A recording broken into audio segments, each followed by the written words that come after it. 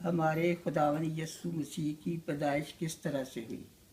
इसके लिए हम पाक कलाम में से देखेंगे यशायाह नबी का सहीफा और उसका 9 बाब और उसकी 6 आयत। इसलिए हमारे लिए एक लड़का तो तवल्लद हुआ और हमको बेटा बख्शा गया, सल्तनत तो उसके कंधे पर होगी और उसका नाम जी मसीह खुदाए कादर अब्दियत का बाप सलामती का शहजादा होगा। ये जो हवाला हमने पढ़ा है ये यशायाह नबी ने 700 साल कबल मसीह पेशन गोई की थी। इसी तरह से और नबियों की भी पेशन गोइयाँ नबियों ने भी पेशन गोइयाँ की हैं जो कि इस तरह से थी कि एक कुंवारी निजात दहिंदा को जन्म देगी। और मजहबी रहनुमा भी कहते आए थे कि मसीह आएगा और उसकी अब्दी सल्तनत होगी, लेकिन किसी को ये पता नहीं था कि कुंवारी मरियम के बातन से निजात दहिंदा के पैदा होने का तरीकाकार क्या होगा। इसके लिए हम खुदावंद के पाक कलाम में से देखेंगे यशायाह लूका की इंजील और उसका पहला बाब और उसकी 38 आयत तक। अब यीशु मसीह की पैदाइश इस तरह से हुई कि खुदावंद के फरिश्ते ने मरियम के पास आकर कहा, सलाम तुझको जिस पर फजल हुआ, खुदावंद तेरे साथ है। तो मरियम इस सलाम से घबरा जाती है और कहती है कि ये कैसा सलाम है। तब फरिश्ता उसे कहता है कि आए मरियम खौफ ना कर। तो यहाँ हम देखते हैं कि फरिश्ते ने देखा कि मरियम घबरा गई है और पहले उसने उसके खौफ को दूर किया। एक सनसनीखेज खबर सुनाने के लिए उसने उसके खौफ को दूर किया। फिर उसने कहा कि तू हामला होगी और तेरे बेटा होगा। तो उसने कहा कि ये कैसे होगा जबकि मैं किसी मर्द को नहीं जानती। तो फरिश्ते ने उससे कहा कि रूल कुदरत तुझ पर नाजिल होगा और खुदा ताला की कुदरत तुझ पर साया डालेगी और वो जो मौलूद मुक़द्दस पैदा होगा वो खुदावंद का बेटा कहलाएगा। अब मरियम कुछ सोच में पड़ जाती है और खुदा उसकी आंखों को खोलता है तो उसे नबियों की पेशन गोइयाँ याद आ जाती हैं जो कि इस तरह से थी कि एक कुंवारी निजात दहिंदा को जन्म देगी। तो उस वक़्त नाम नहीं बताया गया था किसी को। अब वक्त मुकर्रर पर अब मरियम का नाम बताया गया है और कुंवारी का नाम बताया गया है जो कि फरिश्ते ने 2 दफ़ा उसका नाम दिया है। तो अब जो मरियम है वो अपने दिल में यकीन कर लेती है कि मैं ही वो कुंवारी हूँ जिसको कि खुदावन ने कुंवारियों में से चुन लिया है। तो अब वो इस बात पर ईमान ले आती है और अब फरिश्ते को कहती है कि देख मैं खुदा की बंदी हूँ, मेरे लिए तेरे कौल के मुवाफिक हो। और फरिश्ता उसके पास से चला जाता है। तो अब मरियम कुछ परेशान सी रहने लगती है। हर रोज़ उसका परेशानी में गुजरता है, हर रात गुजरती है।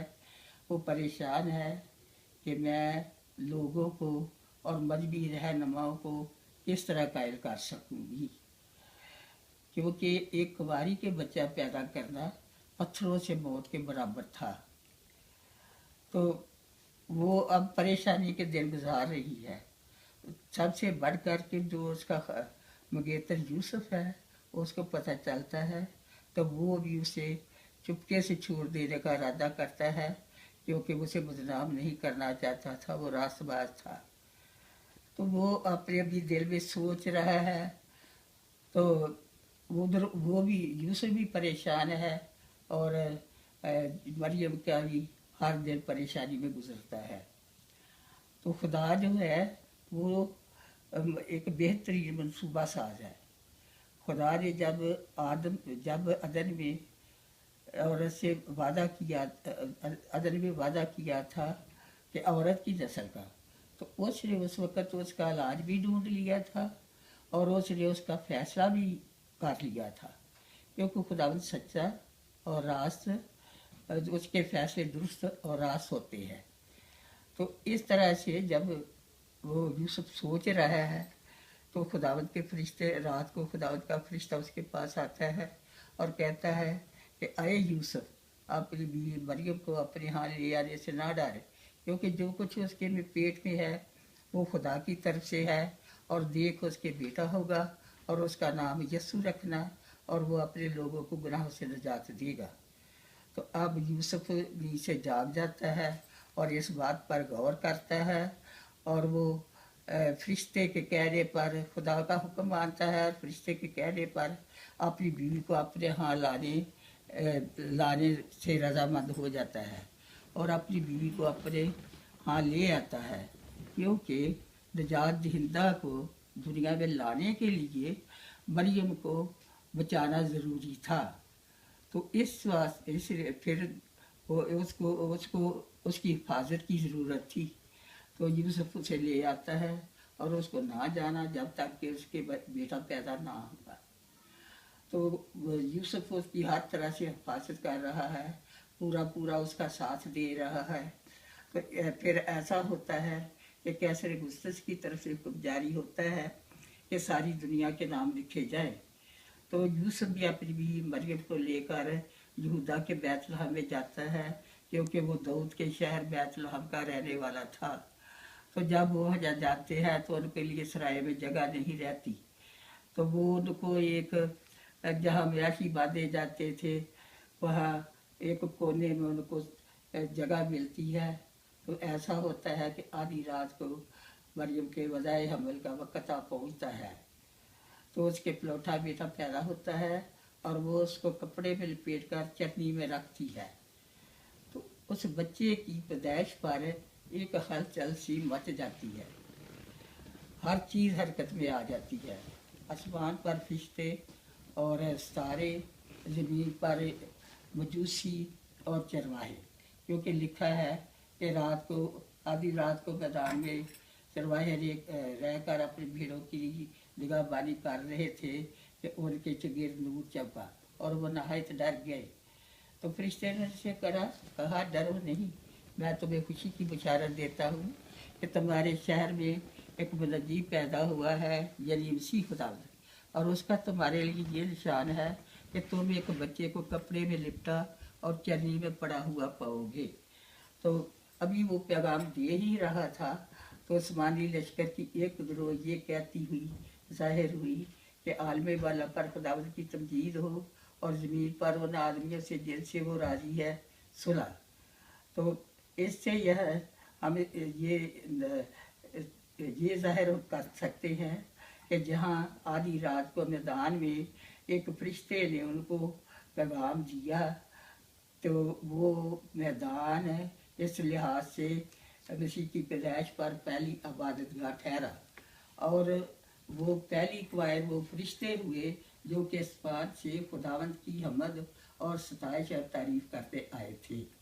और जब फरिश्ते फिर अपने आसमान पर चले जाते हैं तो ये चरवाहे आपस में सलाह करते हैं कि क्यों ना हम बचा कर देखें, जिसकी खबर हमें फरिश्तों ने दी है। तो वो उसी वक्त अपनी भेड़ों को छोड़कर अपनी लाठियाँ लेकर चले जाते हैं, और जो जगह फरिश्तों ने बताई थी वहाँ पहुँचते हैं, और जो कुछ फरिश्तों ने बताया था इसी तरह से उस बच्चे को चरनी में पड़ा हुआ पाते हैं और उनको सिजदा करके वापस अपनी भेड़ों के पास आ जाते हैं। तो यहाँ हम देखते हैं कि जो पहला सिजदा है वो निजात दहिंदा को उसे तरवाहों ने किया, और सबसे पहला दीदार उस दाया ने किया जो कि उस वक़्त बच्चे की पैदाइश पर मरियम की मददगार थी। तो इसके बाद लिखा है मत्ती की इंजील में कि कई मजूसी सितारे को देखकर चल पड़े, क्योंकि जो मजूसी थे वो सितारों का इल्म जानते थे, नजूमी थे। तो एक सितारा ज़ाहिर होता है पूरब से, तो वो सितारा उनको बता रहा था कि दुनिया में कोई बहुत बड़ा बादशाह पैदा हुआ है, और सब वो जो कई का लफ्ज़ है तो वो सब उस तारे के पीछे चल पड़ते हैं, और तारे की रहनुमाई से वो एक जगह यानी यरूशलेम में इकट्ठे हो जाते हैं। तो इसके बाद हम देखते हैं कि सिर्फ हेरोदीस के पास आगे 3 का जिक्र आता है। वो 3 मजूसी जाते हैं तो हेरोदीस से पूछते हैं कि यहूदियों का जब बादशाह पैदा हुआ वो कहाँ है। तो वो बादशाह घबरा जाता है, सतार कैन भी घबरा जाते हैं। तो बादशाह पूछता है कि क्या यहूदियों का बादशाह? वो कहते हैं हाँ, हम उसका सारा देख कर आए हैं।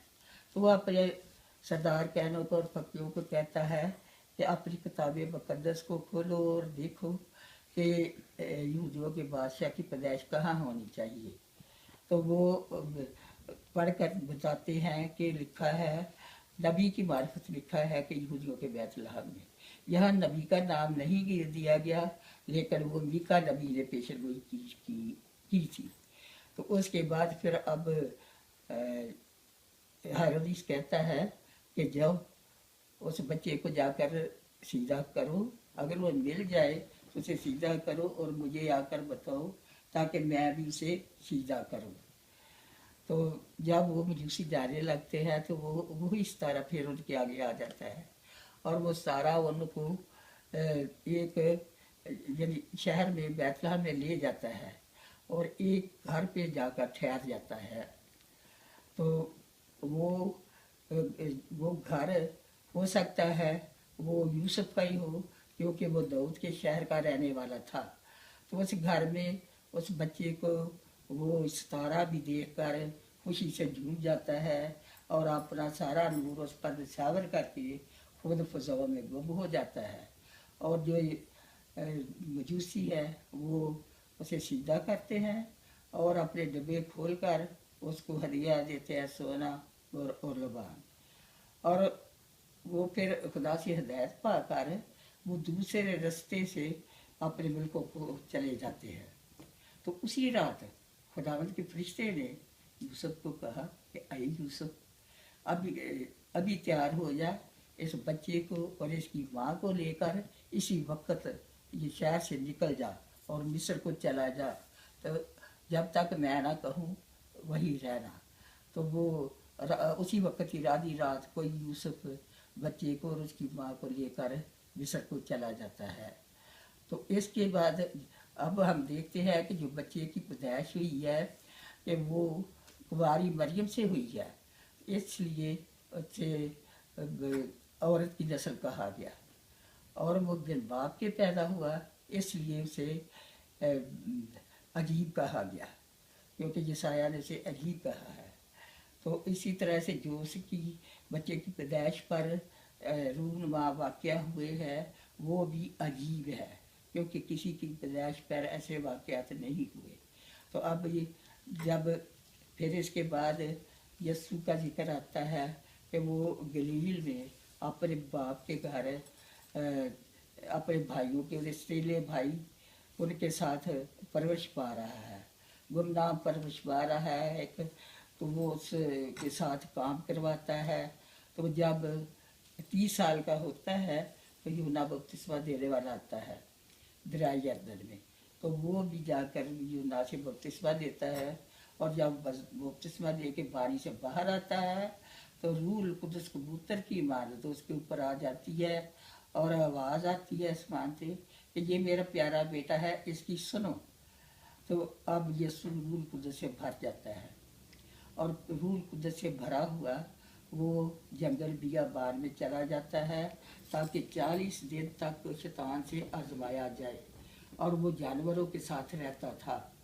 तो जब 40 दिन हो जाते हैं पूरे, तो 40 दिन के बाद उसे भूख लगती है।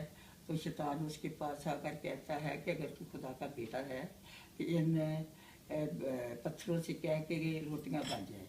तो फरिश्ते ने कहा कि आयशा इंसान सिर्फ रोटी से नहीं जीता, बल्कि जो कुछ खुदा के मुंह से बातें निकलती हैं उससे भी जीता है।